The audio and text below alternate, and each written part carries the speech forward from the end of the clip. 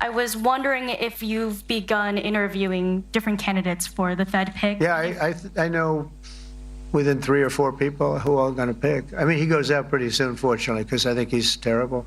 Florida Governor Ron DeSantis is promising to build a $450 million prison in the Florida Everglades to help President Trump carry out his deportation agenda. It was nicknamed Alligator Alcatraz by Florida Attorney General James Uthmeyer in a post on X. Governor DeSantis says the facility will take the burden off the federal government and create room in the state's prison system. This is really a force multiplier where we'll be able to temporarily detain the illegals so that the federal government can deport them to their home countries. We already have this airport and training facility that's been there for many, many years. It will have zero impact on the Everglades. The vice mayor of a Los Angeles suburb wants to call in local street gangs to help fight ICE agents carrying out legal deportation orders. Cynthia Gonzalez is vice mayor of Cudahy, a small suburb of East Los Angeles, and she's calling on the thugs to help with the L.A. riots. The Cholos from the 18th Street Gang and the Florencia Gang. And now that your hood's being invaded by the biggest gang there is, there ain't a peep out of you. It's everyone else who's not about the gang life that's out there protesting and speaking up. Gonzalez told the gangs if they didn't come help fight ICE, they can just shut up when it comes to claiming gang territory. Where you at? Whoever's the leadership over there, get your members in order. Even for someone as seasoned as the Wounded Blues' Randy Sutton, the words are shocking. Basically calling them cowards for not banding together and fighting the federal government. She's calling for violence. She's calling for the gangs to literally rebel against the federal government. He says that should be enough to trigger a recall. This person needs to be removed from office. I'm Steve Jordahl. And finally, lawmakers in Washington will weigh in on President Trump's nominee for the director of the Centers for Disease Control and Prevention. Susan Menares' clear support of vaccines departs from the president's initial pick to run the CDC. Former Congressman Dave Weldon's nomination was pulled in March over concerns his history of vaccine skepticism could jeopardize his confirmation. Menares also departs from CDC norms. She is not a physician, holding instead a PhD in microbiology and immunology. Menares is the first CDC director nominee to face Senate confirmation, a process Congress mandated for the position in 2023. Much of the questioning focused on another meeting happening at the same time. The CDC's Vaccine Advisory Panel meeting for the first time since HHS Secretary RFK Jr. fired all 17 previous members of the committee, which is tasked with recommending which vaccines Americans should get. I'm Rusty Pugh. AFA Action takes attacks on the family seriously. The enemies of the family constantly employ new tactics to try to sneak past our radar. They know if we stand together, their evil plans will fail. Your gift to AFA Action allows us to stay vigilant against their onslaught. And if you give this month, you'll receive access to the Cultural Institute video When Your Faith is Illegal by Frank Harbor on AFA Stream as our thanks. You can make your gift today at afaaction.net. Welcome to Today's Issues, offering a Christian response to the issues of the day. Here's your host, Tim Wildman, President of the American Family Association.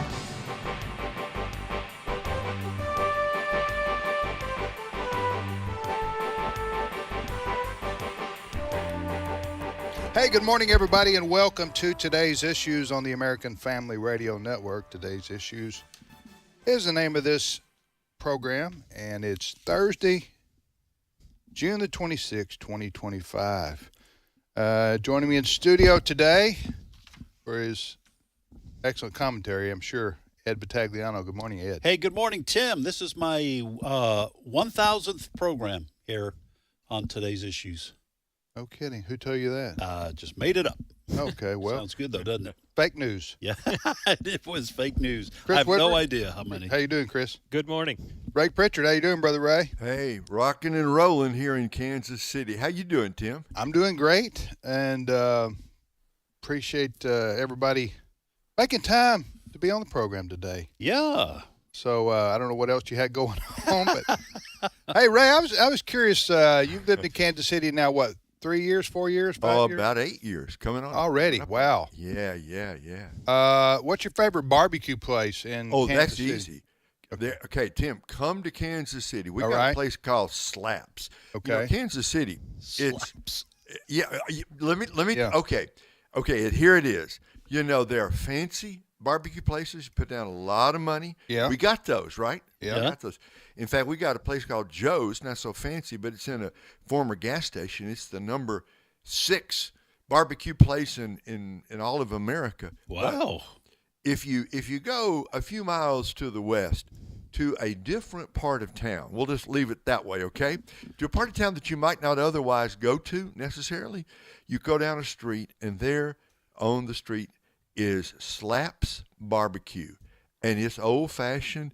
It's old school. You get burnt ends, Ed. You get burnt ends. You get ribs. You get coleslaw. You get baked beans. And they serve the white bread. To me, that's one of the proofs of old school barbecue. We can wipe your hands. Yeah, I want some white bread on the bottom of my barbecue. You can get that at Slaps. Now, why is it a part of the town you wouldn't ordinarily go to? Actually, it's more, and it's not a bad part of town. It's more sort of industrial part of town, right? Okay. And yet, people come into this industrial part of Kansas City, and there's always a line going out the door to get into Slaps.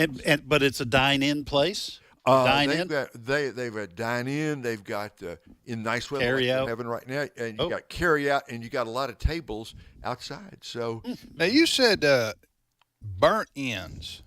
yeah.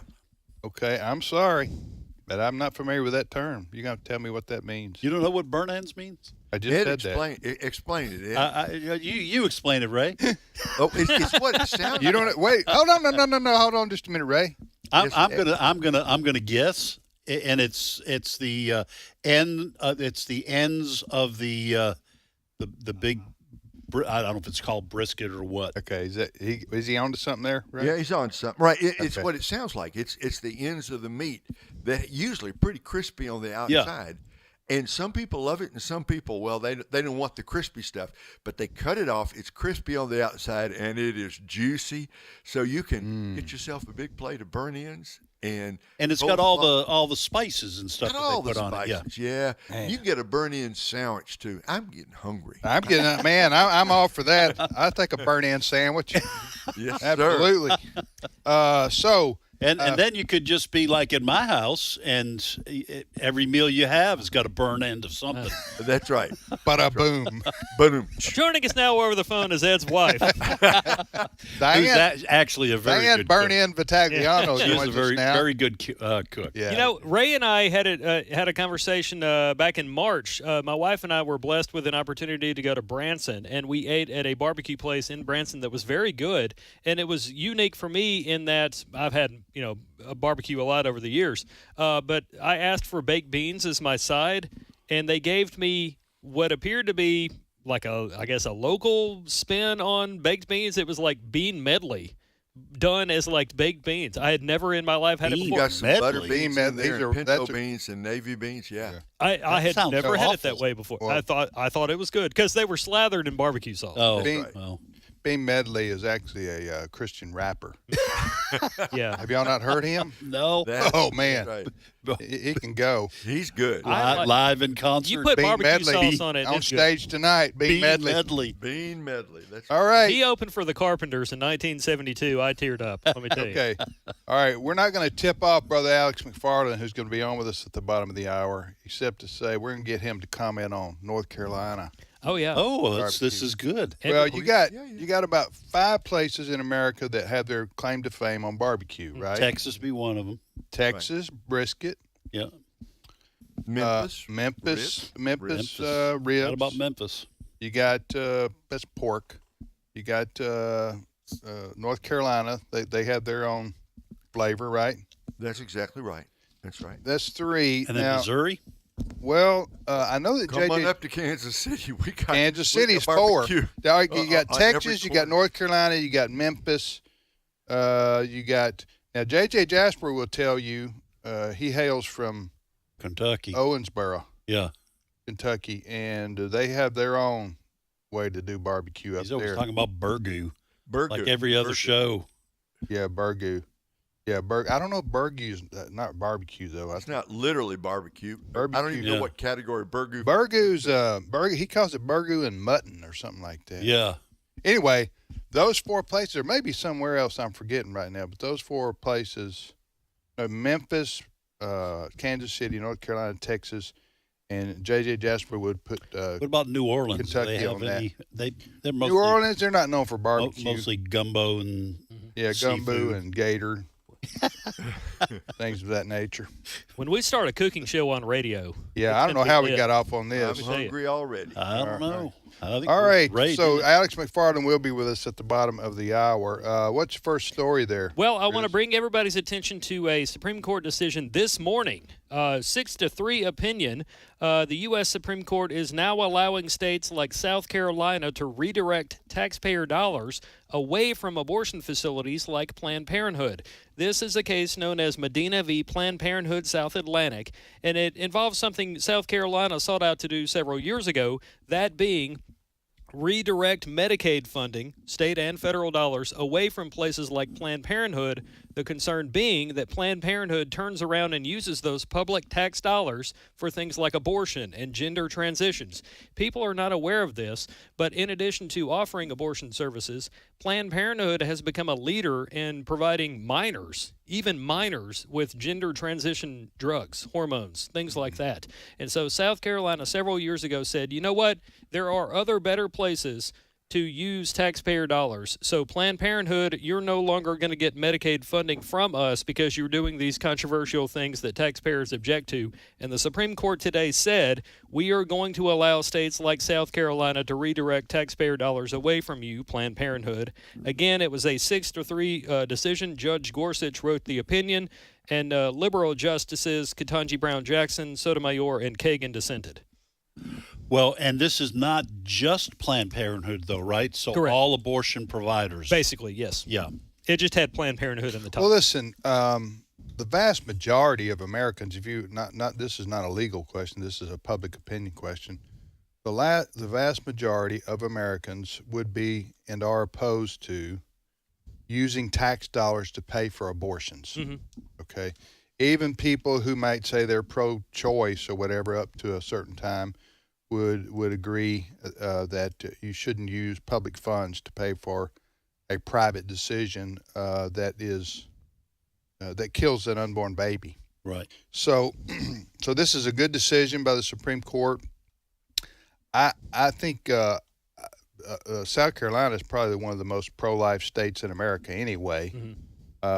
But this is a good decision by the Supreme Court. I'm going to ask a question. I think I know the answer to it. Did you say Medicaid? Medicaid. Okay, Medicaid.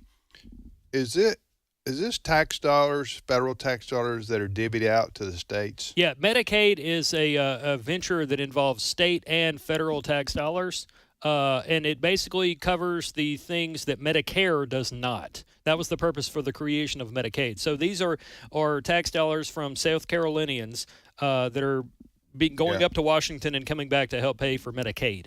Yeah. All right. Well, that's a great decision by the United States Supreme Court. And let me remind folks, had not President Trump beaten Hillary Clinton, we wouldn't be having this discussion. Very true. Right. In a positive way today, because you go all the way back to 2016, and President Trump made a promise to appoint judges who are pro-life to the federal bench, and he did that with, as we're seeing now, and I would say pro-Constitution. Right. Okay. Pro-Constitution. But anyway, so the three justices, I know they haven't been universally applauded on every decision by conservatives, right? But the 6-3 decision is a good one, where you can't use, if states want to say you can't use federal tax dollars to pay for abortion, they can do that. Well, it's a great decision in terms of the pro-life position. It's also a victory for federalism. The idea that not every decision should be made by the Congress, and then especially contentious issues, South Carolina ought to have the right to fund or defund as they see fit. Virginia, same way. Illinois, the same way. Oregon, the same way. Good victory for federalism, which, I mean, the federalism principle goes all the way back to the very beginning, 1787. I think the Roberts Court has made several decisions in the last couple of years upholding this principle. I think that's great. Also, just a side note, I'm just looking now because there are several other Supreme Court rulings. Are you guys going to be talking about the gun maker lawsuit? Yeah, we're going to start following that after I get off the show. Okay, so this is just a blurb here. Mexico's lawsuit against U.S. gun makers. The court ruled that the Mexican government cannot sue U.S. gun manufacturers over violence attributed to drug cartels.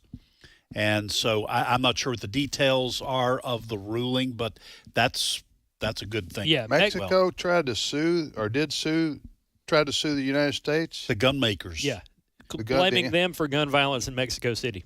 Because of guns that the gun makers make and then the cartels buy illegally, take them over the border into Mexico, and the cartels use those guns to kill Mexican citizens. So Mexico tried to sue these gun makers, and the Supreme Court. They're going to sue knife makers too? Yeah. Well, the Supreme Court said you can't do this. You can't. Yeah. It's a silly argument. Yeah.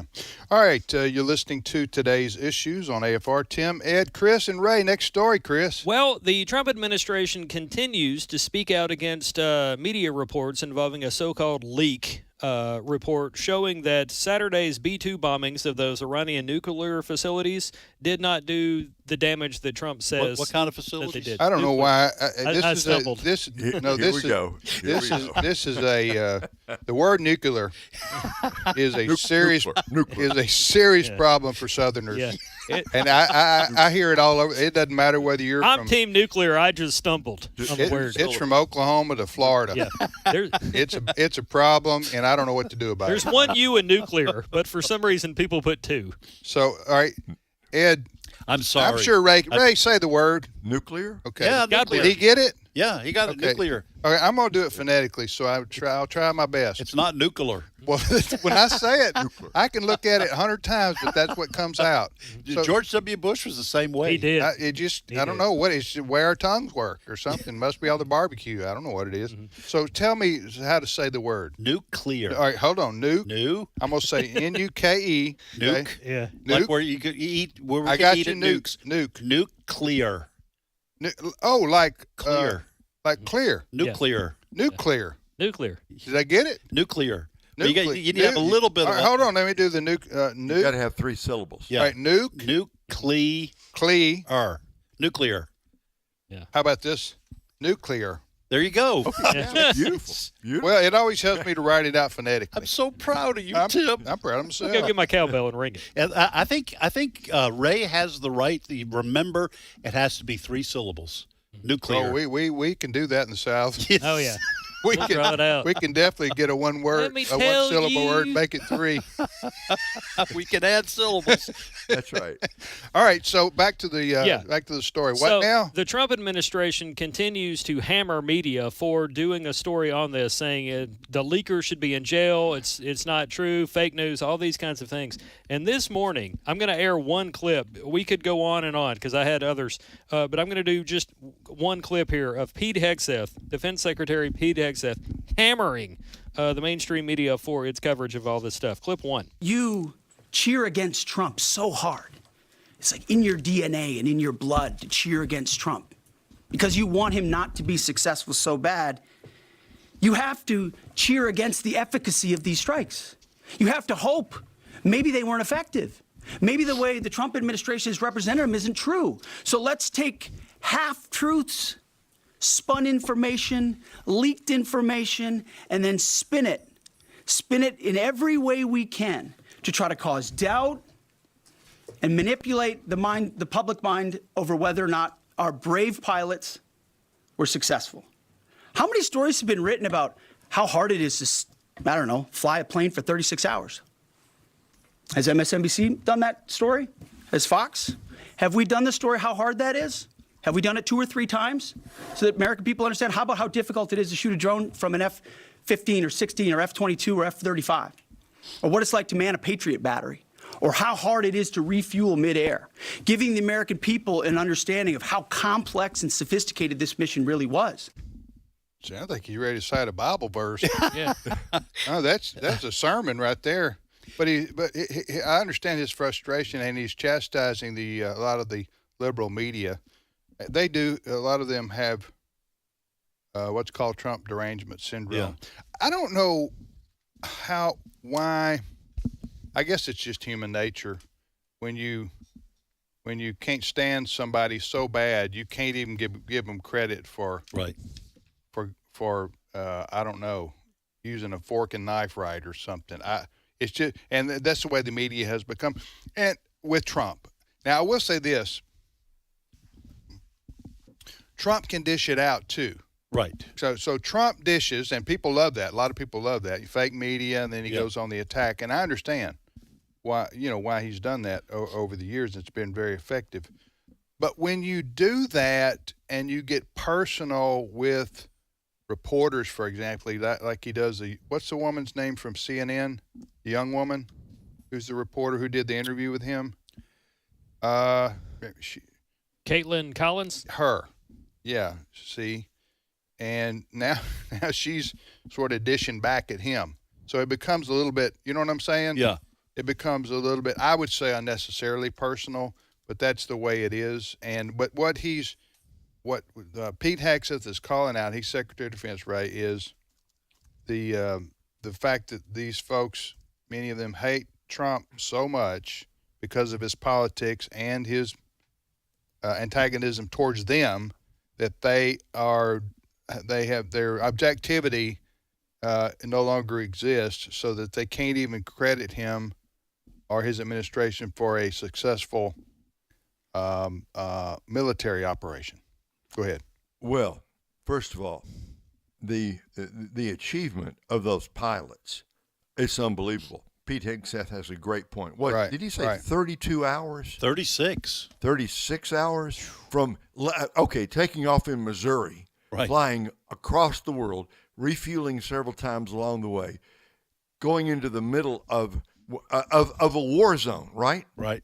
Dropping those bunker buster bombs, and hitting Through an the air target. shaft. Through an air shaft. Thank you. Through an air They're shaft. smart bombs. Okay. Yeah. And clearing the area. Long trip back, refueling on the way back, and we didn't lose a pilot. We didn't lose a plane. Our guys got it. And I guess guys and gals, whoever was flying the planes, they made it over there. They made it back. They're heroes. They deserve the greatest amount of praise. They completely fulfilled the mission. Now, it's another whole thing, Tim, to talk about what's the extent of the damage, and that's a fair debate to have, right? Right. I mean, that's fair. It is. Mr. Trump's point is absolutely right. Same point you're making, that there are people who hate him so much that they will dishonor these pilots and dishonor the military in order to score points against Donald Trump. That's disgraceful. Well, and I mentioned this in our story meeting this morning, so I'll just let our listeners know. And while it's true, none of us are going to be granted permission from Iran to go over there and inspect. But this is what the International Atomic Energy Agency, this is their chairman, Rafael Grossi. Rafael, yeah. Yeah. I knew him a few years ago. Oh, How does he say you knew the whole Grossi family? Our paths crossed, but it was at a conference just Oh, for a few yeah. minutes. But anyway, go ahead. You and Rafael down by the schoolyard? Yeah. Wait, Rafael who did what now? Rafael Grossi, he's the chairman of the International Atomic Energy Agency. And so what Grossi told Radio France International, I guess, he said that the centrifuges at Iran's underground Fordo nuclear site, he said, quote, are no longer operational after the U.S. strikes. In the interview I'm reading now from, this is an article posted on X. In the interview, Grossi told IAEA officials, he said the officials know the installations like the back of our hand and can deduce fairly precise conclusions by looking at satellite images.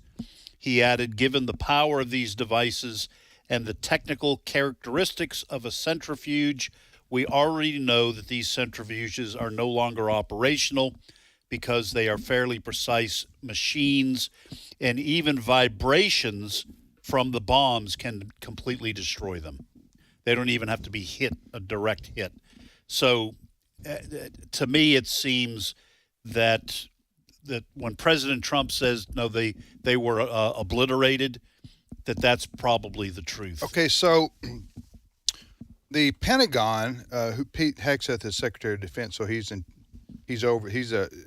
cabinet position over the Pentagon. But the Joint Chiefs Chairman, General Dan Kane, Raisin Cane? I think Trump called him Raisin Cane, which is also a chicken place, right? Am I right? It is. I think so. Anyway,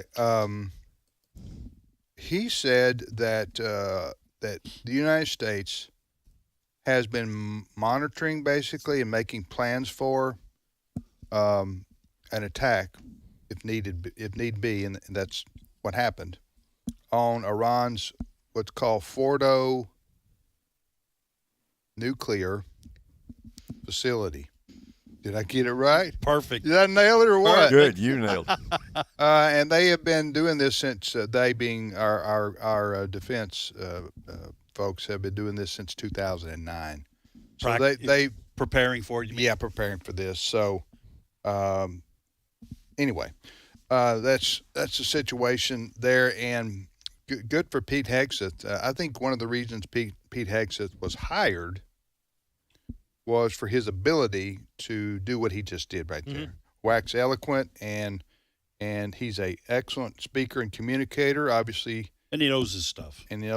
Obviously, from his time at Fox News on his weekend show and his appearances on, Fox News down through the years. And his time in the military. Yes, but I'm talking about his ability to communicate and articulate. Yeah. Right. He's excellent. He's excellent on TV and in the media. Is what I'm saying is. So that's one of the reasons President Trump picked him. All right, we're going to take a break right here, a timeout. We're going to go get some chicken from Raisin Cane's. Over 800 locations in the U.S. Is that right? Did you look it up? I looked it up, yes. All right, we're going to be back with Dr. Alex McFarland in just a couple of minutes. You're listening to the radio program, Today's Issues on the American Family Radio Network. And maybe we go to slaps after that.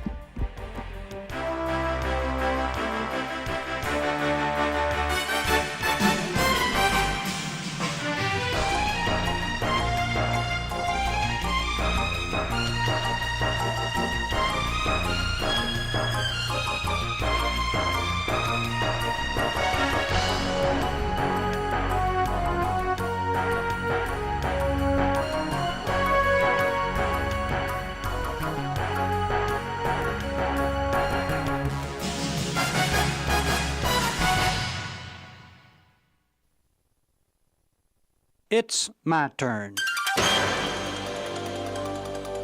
Here is your host for My Turn, Don Wildman. A woman's scream suddenly startled a party of surveyors at a dinner in a forest in northern Virginia on a calm, sunny day in 1750. The men ran in the direction of the scream. One of the first to reach the scene was an 18-year-old. "Please, sir, please make them release me," the woman said as several held her. "My boy is drowning and they'll not let me go to save him." One of those holding her yelled, "It would be madness. She'll jump into the river and drown herself."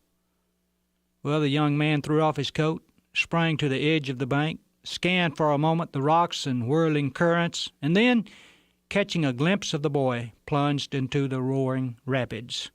"Thank God," the mother said. "He will save my boy." Everyone watched as the young would-be rescuer fought the rocks and the whirlpools. Twice the rescuer disappeared from sight, only to come back. He was nearing the part of the river that was most dangerous. The rush of the waters was so dangerous at that spot that no one had ever dared approach it, even in a canoe. And into the middle of it he went. Finally he grabbed the boy, lifted him above the water with his strong right arm. But at that moment those standing on the bank cried in horror. Both the youth and the child shot over the falls and vanished into the waters below. Following a deadly few seconds, the mother shouted, "There they are, see, they're safe!" Soon the youth, exhausted, and the boy, senseless, reached the bank. The friends were there to meet them. God will give you a reward, solemnly spoke the grateful woman. He will do great things for you in return for this day's work, and the blessings of thousands other than mine shall be yours. You know, we call it courage, that thing that made the youngster do what he did. When others refused, were afraid, called it hopeless, he jumped into the water without thought of any danger he faced. One thing raced in his mind above everything else. There was another human who needed help. Courage is a wonderful thing. It's something that you don't normally get overnight. You have to work at it, make it a way of life. The carpenter had it too, you know. He was a man who inspired others with his courage. When they threatened him with bodily harm, he stood fast. When they gave him a choice between a lie or a cross, he chose the cross and truth. Oh, I nearly forgot that the woman's prediction about the young man, it proved correct. Some 39 years later, he was installed as the first president of the new country called the United States of America. His name was George Washington. This has been My Turn with Don Wildman, a production of the American Family Association. As it is written, what no eye has seen, what no ear has heard, and what no human mind has conceived, the things God has prepared for those who love him. 1 Corinthians 2, verse 9. American Family Radio. This is Today's Issues. Email your comments to comments@afr.net. Past broadcasts of Today's Issues are available for listening and viewing in the archive at afr.net. Now, back to more of Today's Issues. Hey, welcome back, everybody, to Today's Issues on the American Family Radio Network. Thanks for listening to AFR. I'm Tim with Ed and Chris and Ray, and we hope you're having a nice day out there. And we want to welcome Dr. Alex McFarland to our program now, co-host of Exploring the Word, heard each weekday afternoon on American Family Radio, co-hosted with Brother Bert Harper. Good morning, Alex. Good morning, everybody. You in the middle of your summer camp tour? We are. We just wrapped up camp number 3. And how many you got? We got 7 total. And so where were you this week? We were in Temple, Georgia, and that's a camp we've done about 8 or 9 years. And I think Temple is about as hot as Phoenix, Arizona. But we love it down there, and the great kids had a lot of... Tim, I'm going to text you some really great pictures of kids making decisions for Christ. But listen to this. There was a young man named Isaac, an African-American 18-year-old, just graduated high school. And I've got a picture. He's a lot taller than me. He's going to Hardin-Simmons University to study business. And I was so flattered. Isaac, this wonderful, godly, just great young man, he came up to me, and he was like just really kind of giddy. He said, "Oh, I'm so honored to meet you. I'm so honored to meet you." He said, "I've listened to you and Bert since I was 12 years old, riding in the back seat of my mom's car. She keeps it on AFR." And he said, it was very humbling, Tim. He said, "You have no idea how honored I am to meet you." And he was just like meeting, a rock star. Yeah. And I said, "Listen, man, I'm just a saved sinner." But I was thinking about this. Here is a young man. He said he's been listening to Exploring the Word since he was 12.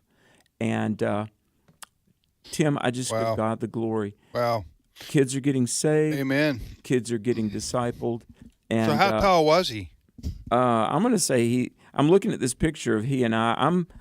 If I stand up straight, I might be 5'8", maybe. So I'm going to say this kid is like 6 or 6'1" or 2. Yeah. Well, that's a great testimony.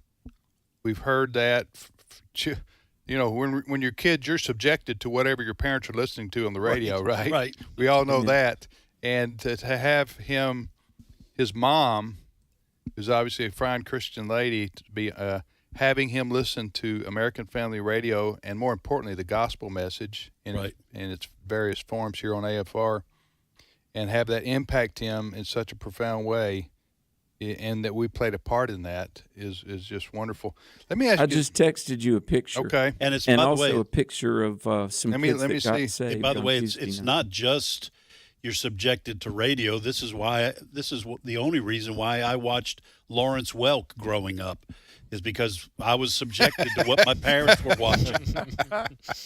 So it goes both ways. All right, give me a Lawrence Welk, Ed. What do you say? What was it? I won and a 2 and a 3. You know, I read he was a Christian. Is that right? Yeah. Sure didn't come through with his music. Bubbles. It sure did. I'm just kidding. I ain't got your text. It was it was harmless entertainment. You send a text to me? I did. Let me see. Let me make sure. Yeah, maybe it'll come through. Of course, I'm in a studio. Oh, it's like going slowly. Oh, But it's one of those. Okay, we have to come back in 20 minutes and check, see if it's going through yet or not. All right, so Alex, I was going to we want to jump into some topics here with you, but I wanted to ask you, because I asked Ray at the top of the program. Ray's with us from Kansas City. They have their own barbecue in Kansas City that they like to brag about. So does North Carolina. What's your best? What's the best thing they do in North Carolina they're known for with barbecue?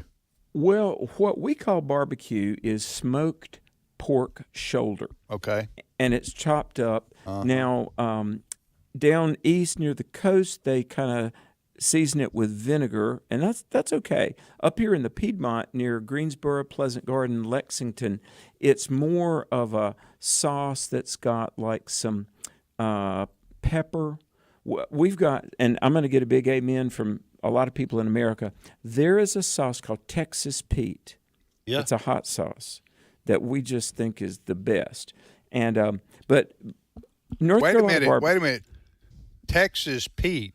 Mm-hmm. It's one with the cowboy at the is bottom. it made in North Carolina? P-E-T-E. Yeah, it's made in So you Winston-Salem. can't believe anything anymore. New York City. So Texas Pete made in North Carolina you use that every day on, don't you? Or what? No, I use Louisiana. Not every day. I use Louisiana hot sauce on my eggs. Okay. All right. Oh, I like that too. Yeah, Texas Pete. I like that too. Tiger sauce I use on different types of meats and rice. And ironically, Texas Pete is not from Texas. That's yes. I did not know that. Yeah, that's what I'm saying. But it's got a Texas cowboy on the bottle. Listen. We so can check talk about this this out. for a long time, but I don't think we should right now. Okay. I was preaching in Chicago, Illinois, and on Wednesday night, this is a couple years ago, it was right before COVID, but they said to honor Alex, we're going to have barbecue on Wednesday night, the final night of this Worldview conference I was doing. So we had a big thing before the service, and they gave me what I would call a sloppy Joe, like hamburger bun with, and it was great. And I said, hey, this is awesome. When are we going to get the barbecue? And he said, that's it. And I said, really? He said, that's barbecue, isn't it? And I said, well, this is awesome. I'm loving it, but this is not really barbecue. So, and I know, of course, in Texas, which I love, there's brisket. Yeah, brisket, yeah. I'm a carnivore, man. I've had great meat all over America. But we North Carolinians, we like to think that chopped, smoked pork shoulder makes the best barbecue. I got you. All right. Well, by the way, how many more? You said you got 4 more camps. These are Worldview training camps for teenagers, basically. It's what you're, right? Yes. Okay. So how many do you? So do you have any space available at your last 4?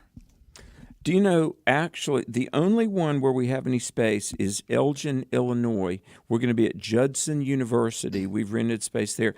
The website is equipretreat.org. There's a waiting list. We've already done Iowa and Montana and Georgia. We've got South Carolina, Illinois, New Jersey, and I'm at another camp that I do in Colorado next week.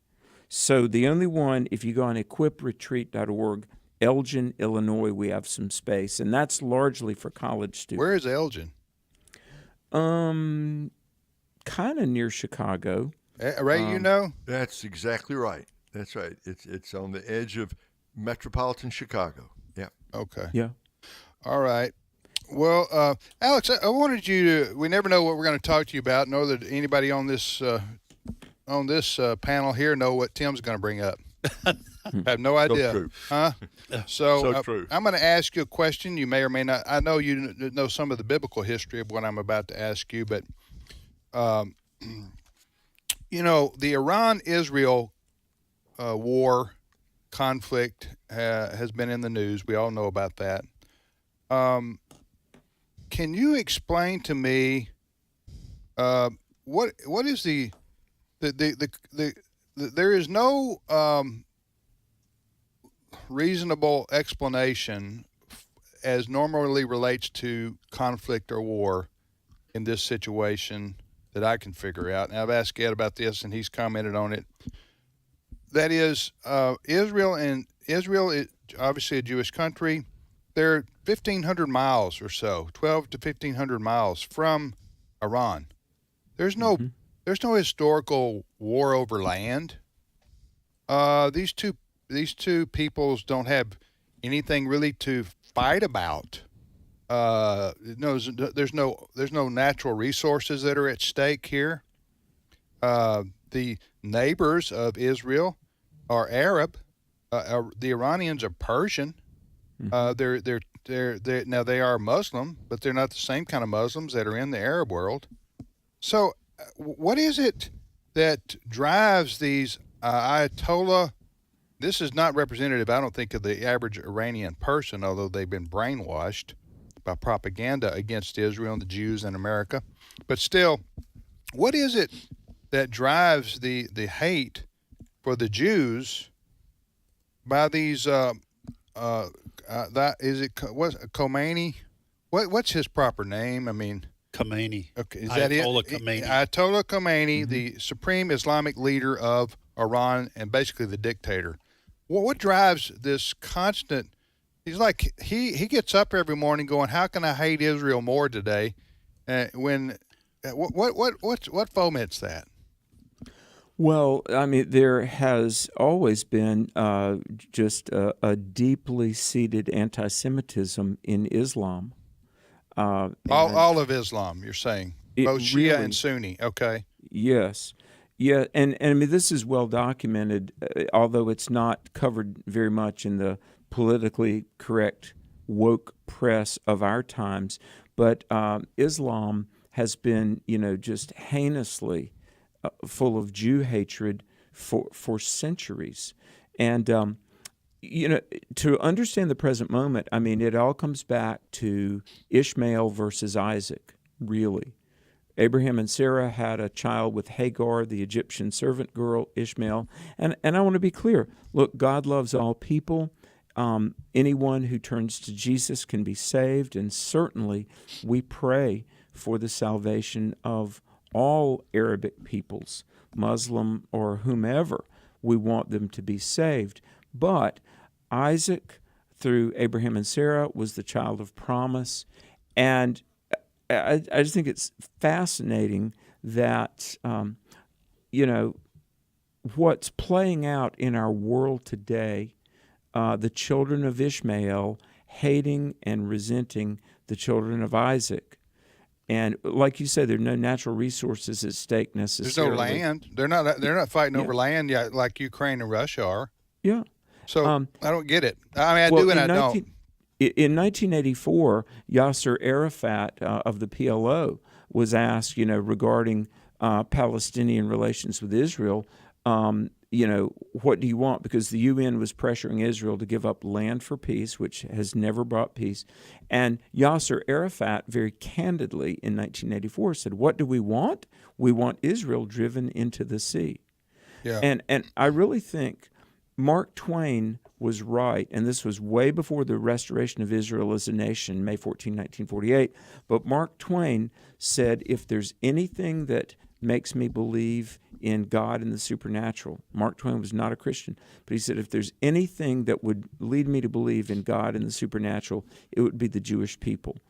Not only their preservation, but this inexplicable, irrational animosity exhibited around the world. Even Mark Twain recognized, here's this tiny little, 1% of the human population, tiny little bit of land, and there's this inexplicable hatred of the Jews. Well, that- let me ask, Ray, is there any, Alex, excuse me for interrupting, do you want to finish that thought, or? No. Okay. I want to ask you, Ray, in the Bible, is there any historical animus between the people who now live in Iran, what we call Iran, which wasn't called that in the Bible, the Persian people and the Jewish people in Israel?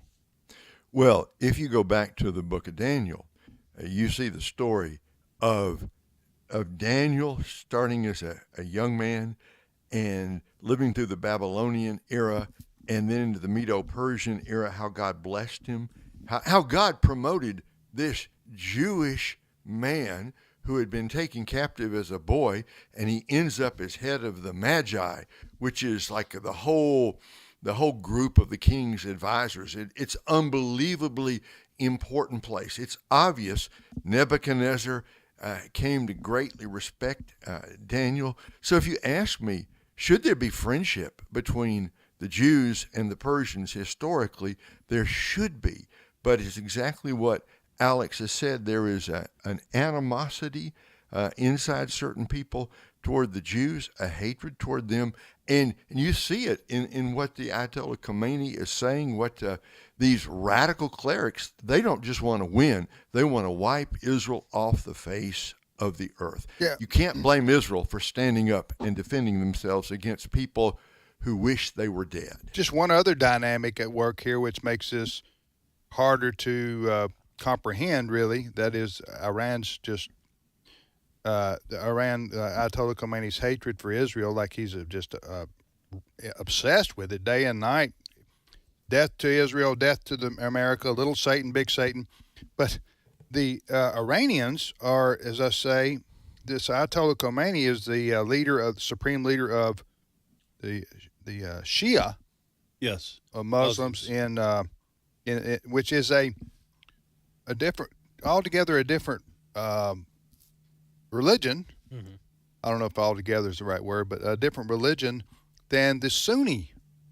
They consider each other cults, basically. They consider each other like heretics. Heretics. They're both Muslim groups, but it has to do with how the leadership unfolded after Muhammad died. Okay. And who had the right to continue Islam. I can't remember all the details to that, but one branch went this way and the other branch went another way. But that's another thing. So you got the Shia leader, the Shia Islamic, financially supporting Hamas and Hezbollah, who are Sunni, and so they're different. But just because their hatred for Israel, to fund their hatred for Israel. Ed, would you real quickly go over you mentioned yesterday or the day before something called the House of Islam. Yeah. Which may explain some of this. So I think if I get the pronunciation right, the Arabic is Dar al-Islam and Dar al-Harb, spelled H-A-R-B. And those terms mean the House of Islam and the House of War. So the House of Islam is a term that refers to any territory, any nation, any people group that has submitted to Islam, and the House of War is everything outside of that. So this is a teaching inside Islam. This is a teaching inside Islam. Okay. So all these Muslims, for example, moving to Great Britain or to France, they are moving to the House of War, where Islam is struggling to subjugate, spiritually speaking, those lands. Now, what this idea of the House of Islam also states is that once a land and a people have submitted to Islam, it belongs to Islam forever. And even if, like in the case of Israel, a parcel of land escapes the grasp of Islam, it still belongs to Islam. And that's why the nation of Israel, for those who truly believe Islamic teaching, the House of Israel, the nation of Israel has to be obliterated because it is an affront to Allah, that's what they believe, for infidels to have recaptured land that belonged to Islam. So that's why when we talk about, well, why can't there be peace between Israel and Iran or Israel and Hamas? There can't be, because to be a faithful Muslim, you have to take that land back. And if Israel's in control of it, Israel has to cease to exist. And any country like America that supports Israel's claim to that land, that's why you have Ayatollah Khamenei saying death to the little Satan, Israel, and then death to the great Satan, America, who's trying to work with and protect the infidel. So Alex, this really comes down what we're seeing happening in the world. It's really spiritual. It really is. I mean, people wouldn't people who aren't Christians and don't study the Bible, and I'm not putting people down, but they wouldn't understand this kind of language or understand when I say this is spiritual, what that actually means. Go ahead. Yeah.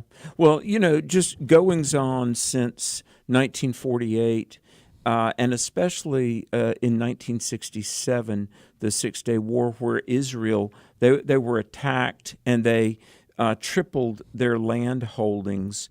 I mean, I think this is such proof that the Bible is the Word of God, and the Bible writes history in advance. And Ed is absolutely right. I mean, the fact that land once held by Muslims was taken back and is now back in the hands of Israel, I mean, that's like a vendetta that the Muslim world wants to settle. But, Psalm 105, verses 8 through 11, says that the covenant God made with Abraham is forever to give to him the land of Canaan and your inheritance. So, and by the way, that was Psalm 105 is written 1000 BC. Muhammad wasn't born till 571, and Islam started around like 610. So, we're talking 1,500 plus years before Islam even existed. God was reiterating that the land is given to Abraham and his descendants forever. Yeah. So, all right, you're listening to Today's Issues on the American Family Radio Network. Ray, anything you want to add or say about that? Well, Alex said it beautifully, that God has made a promise to the Jewish people. And even today, they are in unbelief. But I would just say, read Romans 11. If you doubt that God has a future for the Jewish people, I don't see how you can get around what Romans 11 says. If God took them out because of unbelief, he can put them back in the place of blessing anytime he wants. So on a practical note, about our Jewish friends, neighbors, co-workers, and so on, we ought to love them, we ought to build relationships with them, and we ought to pray fervently for them to come to Jesus Christ, that God would open their eyes and embrace Christ as Savior and Lord, as their God-sent Messiah. Chris, you want to say anything? I do have a question. So we also know from like Old Testament scripture that God is not a man that he should lie. Okay, and Jesus Christ is the same yesterday, today, and forever. Jesus is the Word. Does that mean, do those verses, God is not a man that he should lie, and the other that I mentioned, does that mean that what God said in Genesis still holds today? Oh, absolutely. Absolutely. God's Word, Jesus said in Matthew 24:35, heaven and earth will pass away, my words will never pass away. And John 10:35, great verse, Jesus said, the Scripture cannot be broken. So yes, what God has said in his written revelation, that's the Bible, is true for all times. Yeah. Another thing we need to remember, you mentioned to pray for somebody or pray for Israel, pray for the Jewish people, is that I was listening to a Jewish gentleman the other day.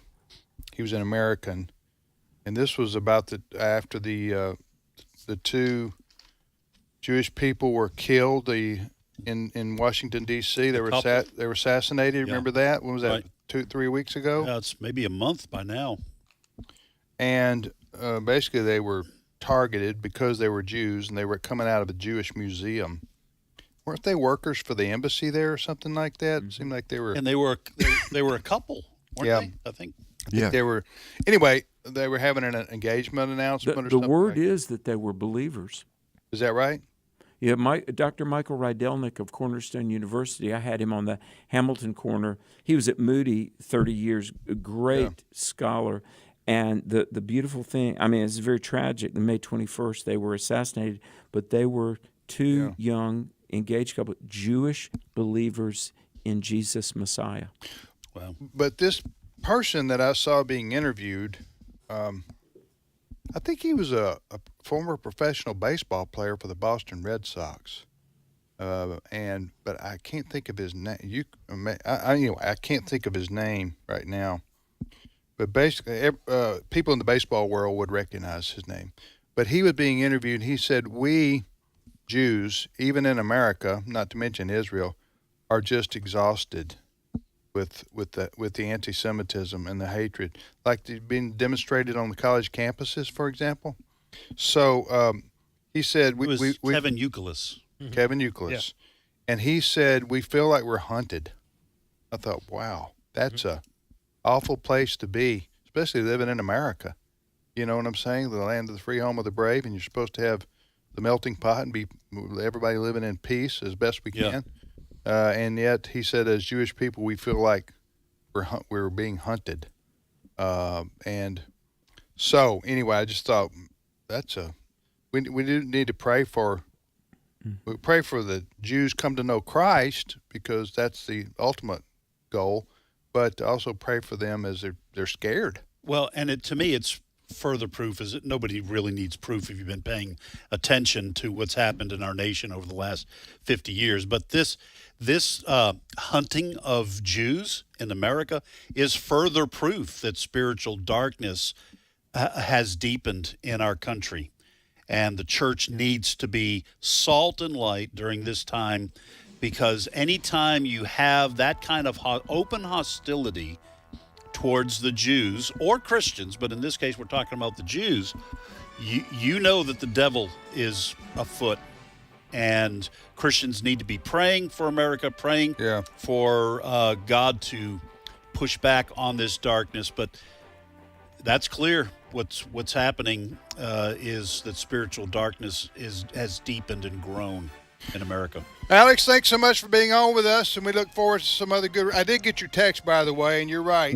I think the young man's would be able to dunk on you, no problem. Yeah, that is true. Yeah, no problem. Blessings, everybody. Yeah. All right, see you, Alex. We'll be back with Steve Paisley Jordahl in 5 minutes. My thanks to Chris. Thank you. All right, we'll be back in 5 minutes.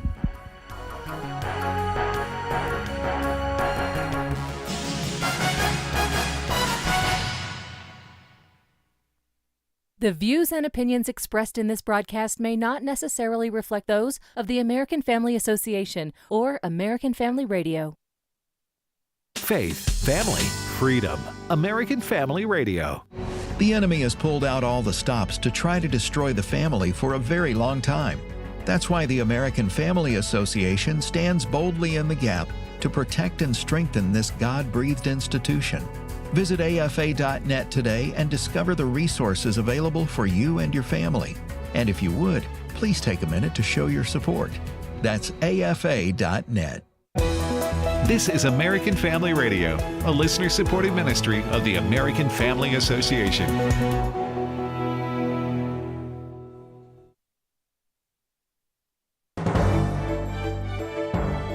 American Family News, I'm Rusty Pugh.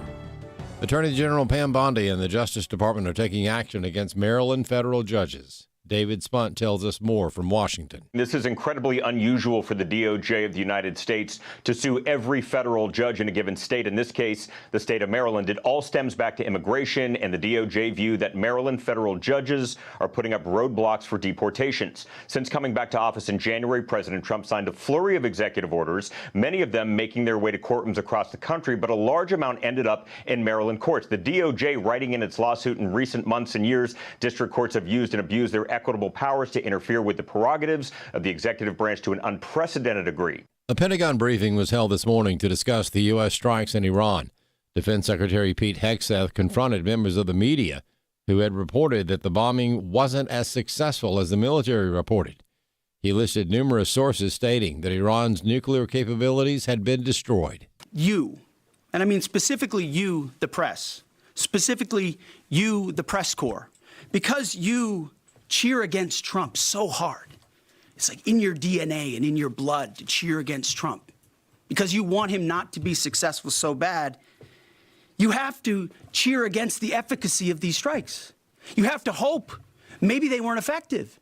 Maybe the way the Trump administration has represented them isn't true. So let's take half-truths, spun information, leaked information, and then spin it in every way we can to try to cause doubt and manipulate the public mind over whether or not our brave pilots were successful. A top former aide to former President Joe Biden testified behind closed doors Tuesday for more than 4 hours as part of the House Oversight Committee's investigation into his mental fitness to serve and his White House's use of an auto pen, confirming she was authorized to use the automatic signature device. Former White House advisor Kellyanne Conway says this person, Neera Tanden, admitted that she didn't know what was being signed by the president, even though it was her job to know. This is an important story for the American public because the role of staff secretary, which was occupied by Neera Tanden in the Biden White House, that person controls the paper flow in and out of the Oval Office. For Neera Tanden to testify under oath yesterday that she, quote, had very little interaction with the President of the United States, with the Commander-in-Chief, Joe Biden, is just remarkable, and it is derelict of duty. What is the role of staff secretary? Neera Tanden's job is to make sure that everything is vetted, a president has options at his disposal. And to do that, you have to look the president in the eye, make sure they see the options. She's admitting that she wasn't part of the inner circle, that other people were making the decisions, and then the auto pen was all fired up. Under oath, she admitted that she doesn't know who made those decisions. Good news for a Christian camp in Colorado. Chris Woodward has more. Camp Idrahaje will not have to adopt the state of Colorado's policy on gender and sexuality. The update comes 1 month after Alliance Defending Freedom filed a federal lawsuit against the state of Colorado on the camp's behalf. ADF called the policy extreme and said it would force the camp to abandon its religious beliefs. ADF attorney Andrea Dill. Fortunately, the state of Colorado agreed to exempt the camp from these gender ideology policies. As part of the settlement, the state is also clarifying in a memo on its website and in administrative guides that churches, synagogues, mosques, or any other place that is principally used for religious purposes are exempt from the requirements. So the case will be dismissed, and now the camp can operate this summer and for years to come and minister to the children that attend its camps and adhere to its beliefs without fear of losing its license or without needing to adopt these gender ideology policies. The name Idrahaje is a play on the song title, I'd Rather Have Jesus. I'm Chris Woodward.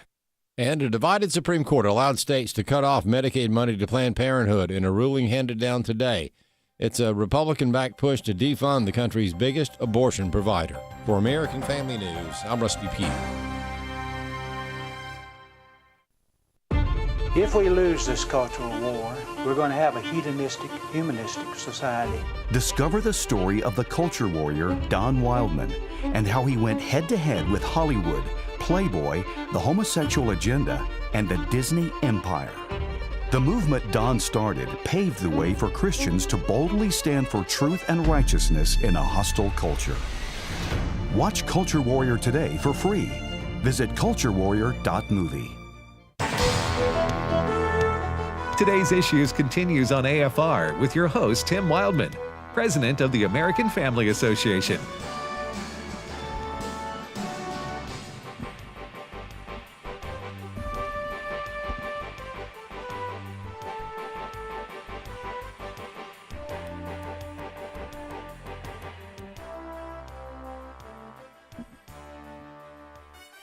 Hey, welcome back, everybody, to the radio program Today's Issues on the American Family Radio Network. It's a live show, and we do this Monday through Friday.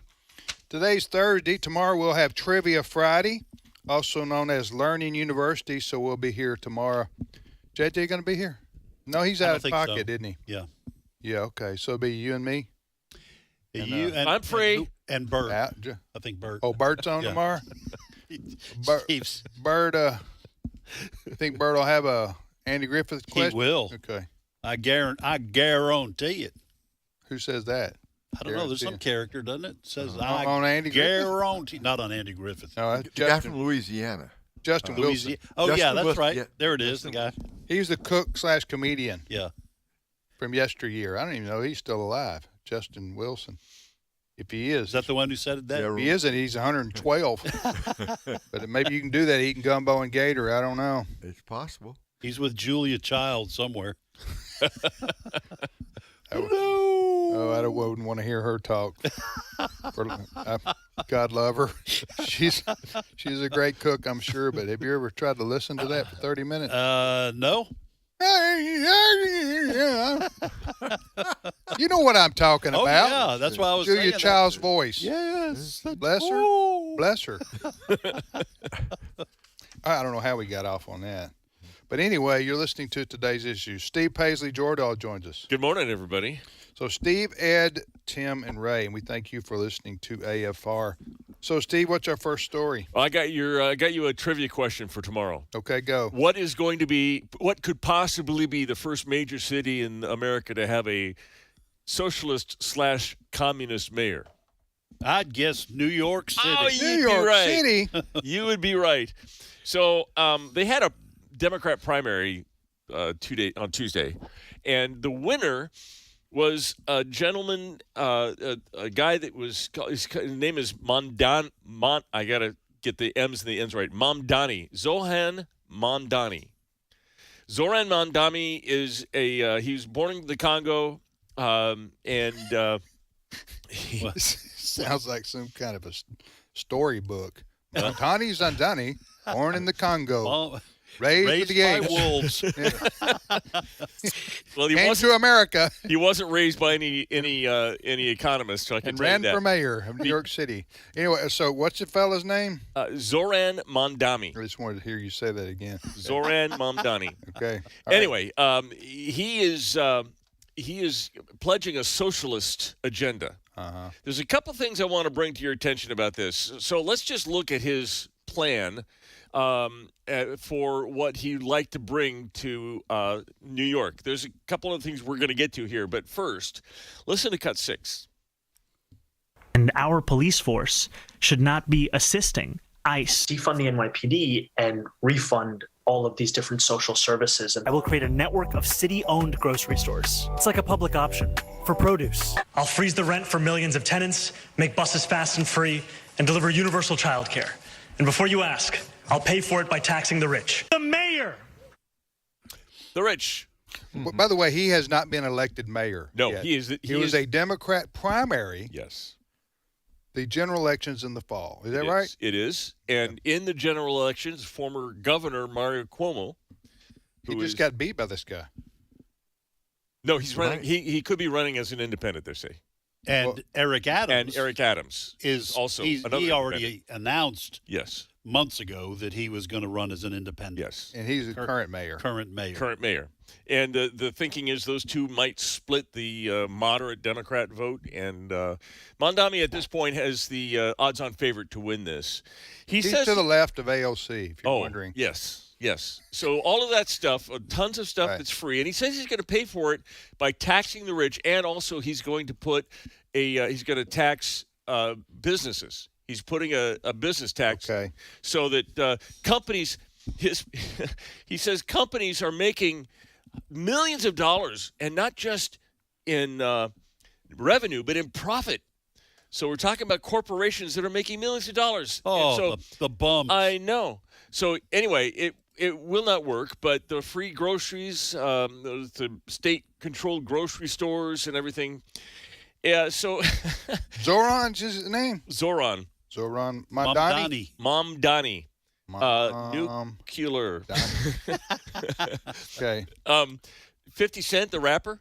You know, have you heard of the rapper? I've heard. 50 Cent? Sure have. All right. Well, he's not. He's not. He lives in New York City. Not so sure he likes his plan of taxing the rich. He says. He says, where did he come from? Whose friend is this? I'm not feeling the plan. No, I will give him $258,750 on a first-class one-way ticket away from New York. I'm telling Trump what he said, too. Listen, Go ahead. I was going to say, and we don't need to forget the Rays on the Oh, program. hey. This idea of state-run grocery stores, you are going to put out of business not only corporate-owned, large-scale grocery stores, but mom and pop stores are going to go under because you cannot compete with the government. But also, I want to say to our listeners, if you've ever been dissatisfied with the customer service that you receive at a store, wait till the government's running it.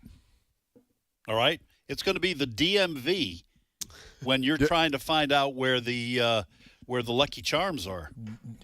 Does anybody out there think that the government of New York State could run grocery stores somehow better than Kroger, who are all over the country? I doubt this. This is a catastrophe in the making. It's hard to believe.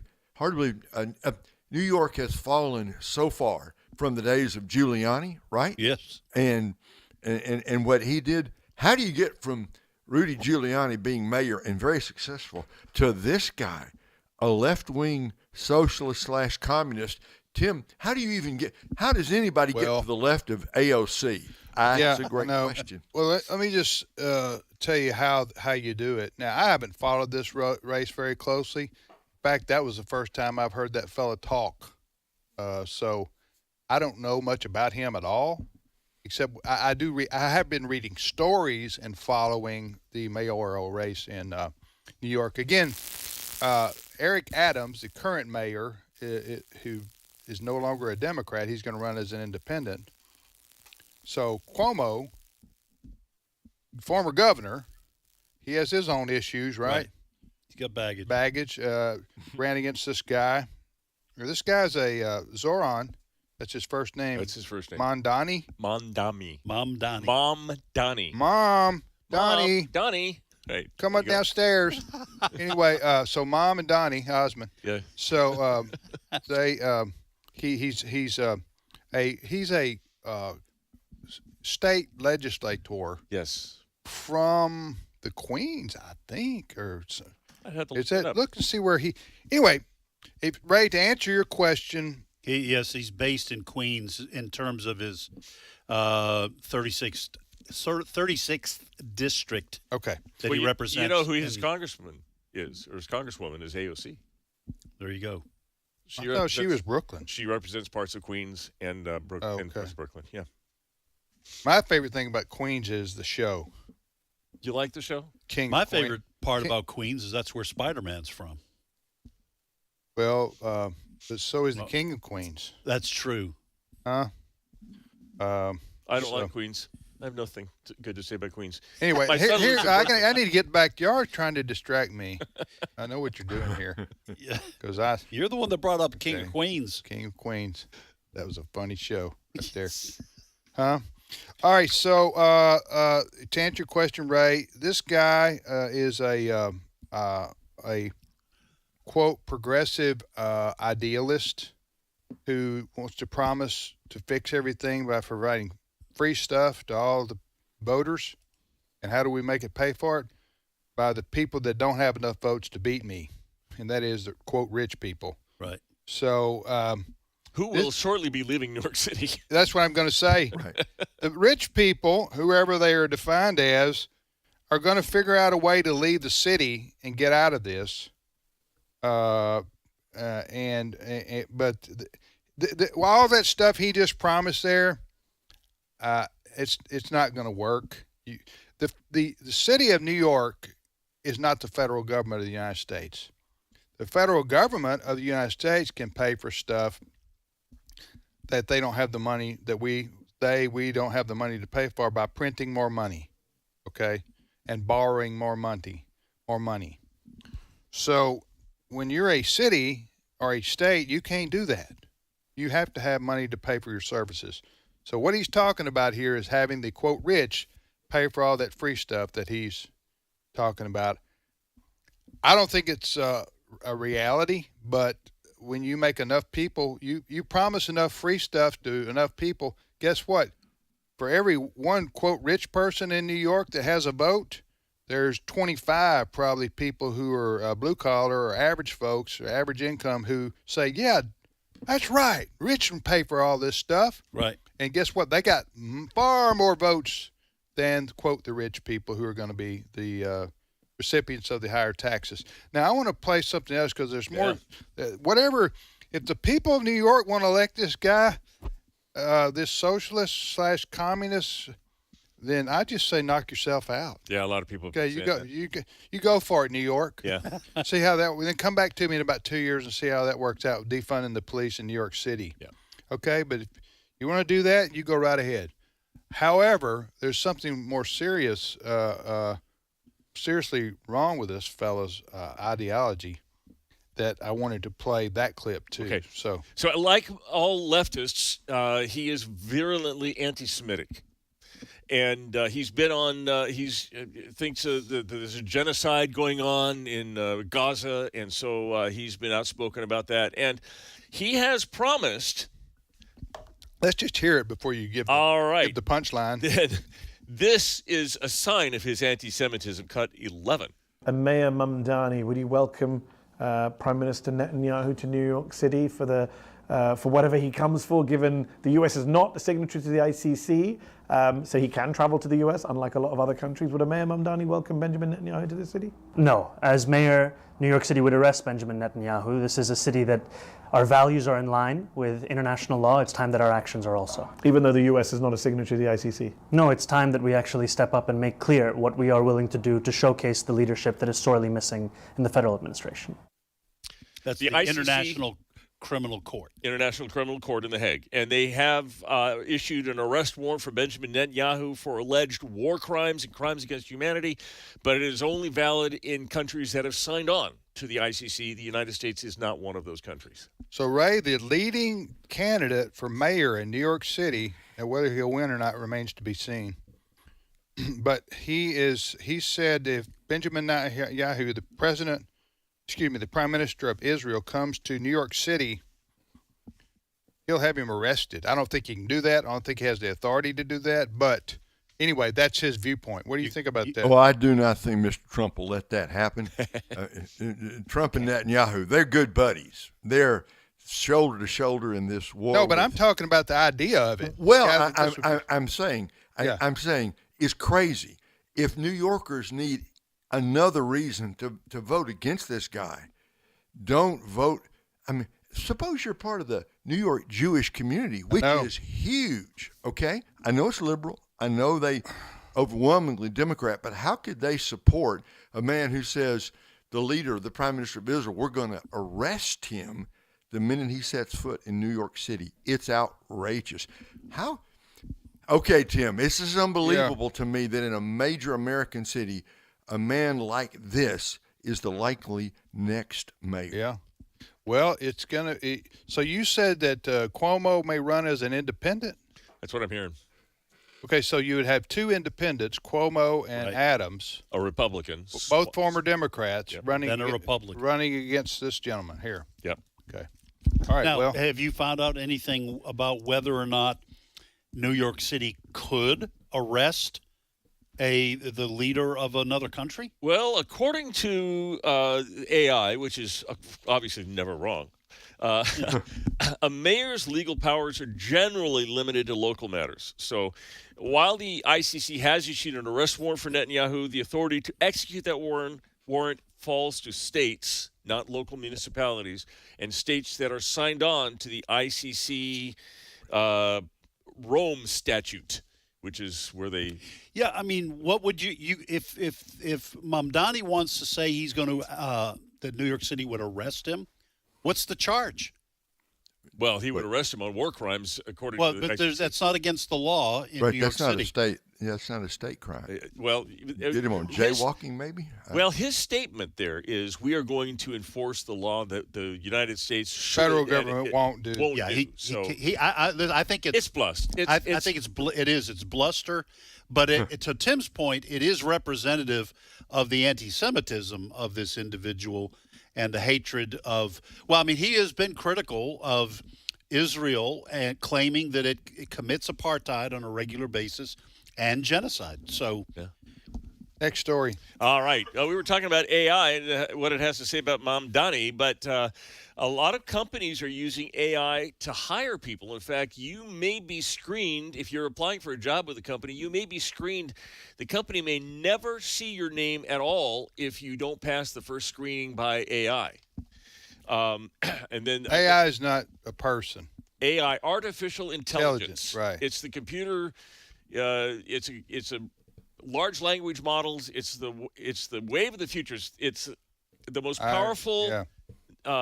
It's here now. It's here now, and it's influencing everything.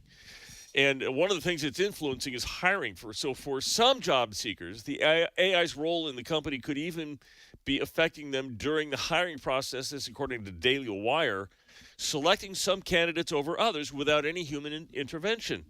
However, a study published by two researchers, Adam Carvonian and Samuel Marks, showed that leading commercial and open source AI language models significantly show significant racial and gender bias. They consistently favor black over white candidates and female over male candidates across all tested models and scenarios. And that is because these AI programs search the internet. Yes. And what they're learning from the internet is that white males especially are the worst possible hire because they're white males. You know, listen, this is a good story because I think as companies try to save money by using AI rather than hiring people to do the job interview process, you're going to have more of this. And however you program your AI in whatever it's doing, it's going to carry out its mission. And there's going to be a lot of this where people aren't going to even get their foot in the door. Congress, states, cities are going to have to pass laws that require, if you're using AI, the only way around this is if you're using AI to screen applicants, you must produce for the applicant the AI-produced reasoning for why you did not move on in the hiring process. And that will then be used for lawsuits. Because if AI says we didn't hire this individual because he was a white male or because he was straight, then you're going to have lawsuits. And I don't know how you avoid this. To me, it's like, and Ray, I'll pitch it to you. It's like when Walmart and other stores started letting their human workers go and then turning to self-checkout. Okay, there are always unintended consequences, and I think you should have human beings doing the interviewing process, not AI programs. That's my rant. Well, it's true. It's terrifying, frightening. If you think about, you can even just forget the color of your skin question. It's rather terrifying to think that these corporations are going to use AI to determine who gets a job and who they pass over. And I wonder, Ed, how they're ever going to force out the truth of why AI said pick person A, but don't pick person number B, number C, or D, or AI will just make up some kind of made up reason to justify passing one person over another. Look, we are in. I mean, Steve, as you said, AI is not tomorrow. AI is today. It's the world we're living in. And to be honest, frankly, I use AI all the time. My two best friends are Grok and ChatGPT. I mean, I'm talking to Grok. You need to get out more, Ray. I know, but they're always there. They're 24 hours a day. They're always happy to hear from me. But this is one of the unintended consequences of AI. And by the way, how it's going to be used to alter reality. Just a side note here, our ministry does a lot of work in China, and we're taking some of my Bible teaching, and we've been doing stuff in Mandarin for a long time, but recently some folks associated with our ministry took my series on the book of Revelation, and they fed my voice into, let's just call it AI generator. That's all I know how to say it. And there's my face down in the corner. There's all these graphics. It was about Armageddon and the end of the world and the second coming. It was very, it was very dramatic, and the music in the background and all that. But the voice was speaking Mandarin. It was my voice altered somehow through AI, so it sounded like Ray Pritchard, but speaking Mandarin, which I know like 2 words of Mandarin. But Ed, this is the other part of it. And I didn't even realize this the first time around. They altered my mouth so that if you looked at my mouth, I was not speaking English words. I was not only, quote, speaking Mandarin, a language I do not know, but they altered my face so that it looked like I was speaking Mandarin. It was so good, I didn't even realize that till somebody told me. I went back and said, whoa. And those are good guys. Those are people who are on our ministry team. This is just the tip of the iceberg of where we're going with artificial intelligence. I don't know if that's a rant or not, but it's fascinating. I need to jump in here because, Ed, you said something about holding people accountable like this. In the big, beautiful bill, there is a provision that states cannot pass any regulation on AI for 10 full years. Yeah, this is a moral and ethical mess that we are just, for most people, just what Ray just said. I've had my voice cloned before. It can be very helpful, okay? But what Ray just said, there are people listening. They're going, wait, what? They can do that? Most people are just now hearing about this, but we're already waist deep in it. Like you said, we are not prepared to deal with the unintended consequences or the moral and ethical fallout from AI seeping into every nook and cranny of human existence. Some of it good. We had the story about Elon Musk, who's going to be using AI to implant directly to the visual cortex and basically cure blindness. Yeah. But there's a lot bad to go along with it. What you were describing there, Ray, which was all good and positive, that can be flipped. Yes. Yes. And that's scary to think about. Your voice being cloned. What if? And your facial? It looks like. Right. I mean, what's going to happen when the world sees a video of Tim Wildman or Ed Vitagliano saying racist stuff? They're already using it to use phone. They get your voice. They call your parent. You're a parent, and in their child's voice, "I'm kidnapped. I need help. Send money." Yeah. It's I already tell happening. you, if AI, I could be swayed. If AI will help Mississippi State win an SEC championship in football, I think I can be persuaded to go over to that side. We'll see you tomorrow, everybody.